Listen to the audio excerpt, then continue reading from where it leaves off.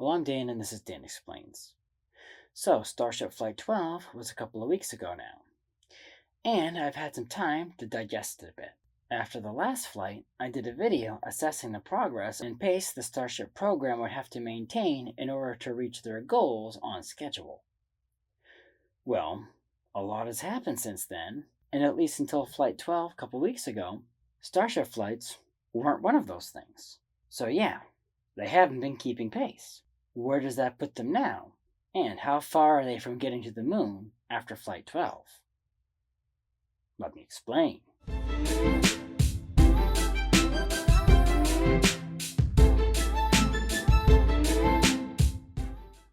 So if you clicked on this video, you probably already know how Flight 12 went. And you know it wasn't perfect. So I won't bother to go into those details.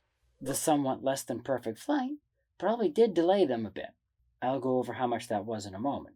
With Flight 12 in the books, how will things go from here? Well, from here on, SpaceX should be able to pick back up at their previous launch cadence that they had before Block 3, which was pretty much at their production capacity. So around 5 to 6 flights a year. Does that put them on track for Artemis 3 in 2027 and Artemis 4 in early 2028? Let's take a look. As a consequence of Flight 12's mode of failure, SpaceX will almost certainly be delayed by one flight, because the next flight will have to be another soft splashdown, since they won't be able to risk testing a tower catch if they haven't tested engine relay to Raptor 3s in space. So optimistically, there's at least a 2-month delay, assuming they don't have another issue with the next flight. Artemis 3 is currently slated for late 2027, so that means SpaceX can squeeze in maybe another 10 Starship flights between now and then. So the question will be if they can iron out the bugs enough in 10 flights to have a ship that can at least be passed off as a lunar lander enough that it can safely dock with Orion.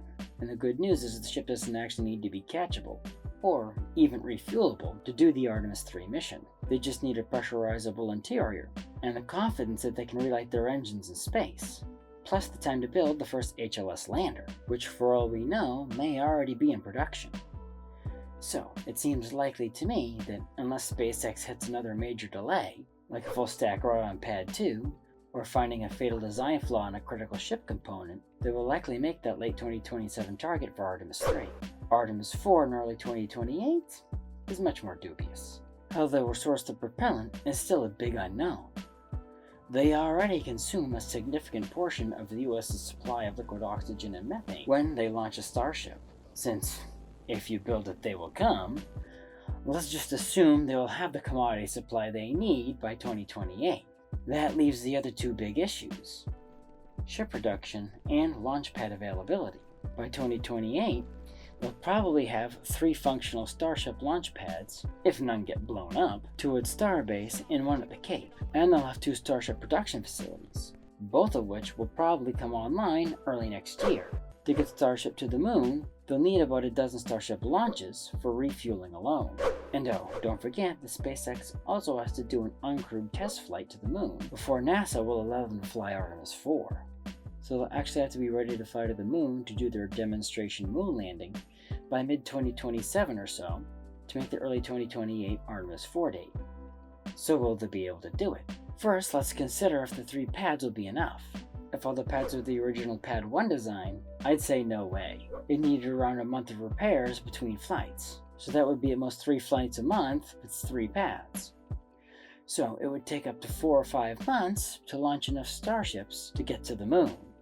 And I assume the propellant depot is going to lose propellant faster than that rate, considering it's a new technology and no one has ever tested it before. We don't yet know the state of Pad 2 after Flight 12. And this is the first time it was used, so it's hard to assess, but they will still have to do checkouts and refill the commodity farm. So let's say it'll take them about a week between flights. So that would be a little over a month to fuel up their propellant depot, which is much more reasonable. So I'll mark that one as possible for their mid-2027 test lunar landing. What about the ship and the booster production rate? They will have 2 high-capacity production facilities starting in early 2027. The issue will be lead time. Just because you have 20 ships being stacked at the same time doesn't mean you can have them ready in a month. It takes SpaceX a better part of a year to get ships out of the factory and ready for launch. So at least for their lunar test flight, those facilities won't come into play, if they keep to that timeline, considering mid-2027 is only a year from now.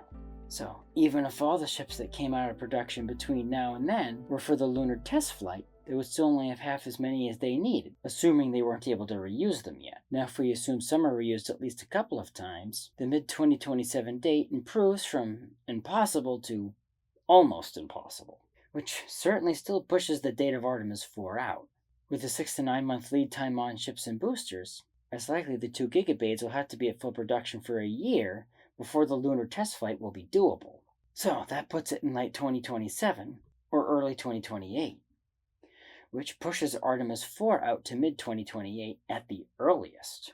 So will SpaceX be able to deliver the Starship HLS to the moon in time to keep up with NASA's current Artemis 4 timeline? No. Thank you for watching. If you like this video and other topics ranging from theology to science, please press the like button. Subscribe to my channel and ding the bell to get notified when I post new videos. Also, please support me on Patreon to get extra content and special perks. Link in the description. The more people support me, the more time I can dedicate to making videos like this one. So, until next time, have a great week.